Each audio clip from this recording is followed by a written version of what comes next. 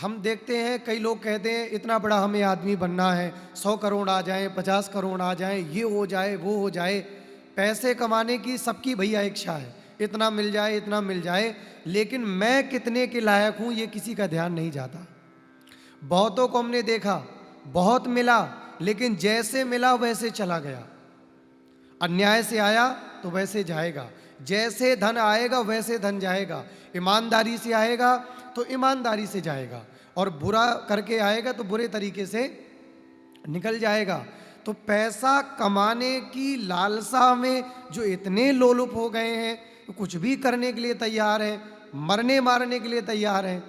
उन व्यक्तियों को पहले अपनी पात्रता देखनी चाहिए। चलो हम मान लेते हैं तुमको 100 करोड़ दे दिया, तुम पचा लोगे? अगर वो 100 करोड़ आएगा तो टेंशन भी तो आएगी। जब व्यक्ति के पास घर नहीं होता है तो कहीं भी सो जाता है, लेकिन जब घर आ जाता है तो फिर भैया मर्यादा में ही रहना है, बाहर नहीं ज़्यादा घूमना।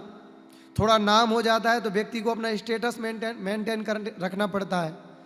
थोड़ा सा झोपड़ी से घर पे आने पर कितनी टेंशन बढ़ती है बताइए, बहुत मानसिक तनाव बढ़ जाता है। लेकिन वो 100 करोड़ कितना टेंशन देगा, कितना स्ट्रेस देगा माइंड में, झेल लोगे? असहनीय पीड़ा होगी। अगर कुछ अच्छा करोगे तो तुम्हारे दुश्मन भी होंगे। तो 100 करोड़ मिलना, पैसा मिलना बड़ी बात नहीं, लेकिन पहले अपनी पात्रता बढ़ाओ, अपनी क्षमता को बढ़ाओ, अपनी योग्यता को बढ़ाओ, प्रबल परिश्रम करो। प्रबल प्रेम के पाले पढ़कर प्रभु को नियम बदलते देखा, अपना मान भले टल जाए लेकिन भक्त का मान ना टलते देखा। इसलिए पहले अपनी योग्यता बढ़ाओ, अपनी क्षमता बढ़ाओ, और अपने मन को समझाओ कि मेरे पास इतनी टेंशन आएंगी तो मैं झेल लूँगा। बड़ा स्वप्न देखने का, बड़ा पैसा कमाने का अधिकार सबको है, लेकिन जितना बड़ा आपका सपना है, जितना बड़ा आपका ड्रीम है, उससे कई गुना बड़ी कड़ी मेहनत आपको करनी होगी। अगर इतनी बड़ी मेहनत करने को तैयार हो तो देखो स्वप्न, किसने रोका है? खूब सजाओ, रात दिन मेहनत करो और खूब बढ़िया बढ़िया स्वप्न देखो, बढ़िया गाड़ी, बढ़िया बंगला, बढ़िया सेवा।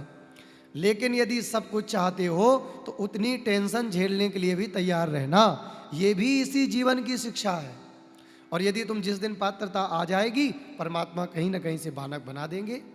वो तो भैया बिना पैरों के चलते हैं, बिना कानों के सुनते हैं, बिना नेत्रों के देख लेते, बिन उपा के चला ही सुना ही बिनु काना। यही प्रभु की मर्जी है और यही प्रभु की इच्छा है।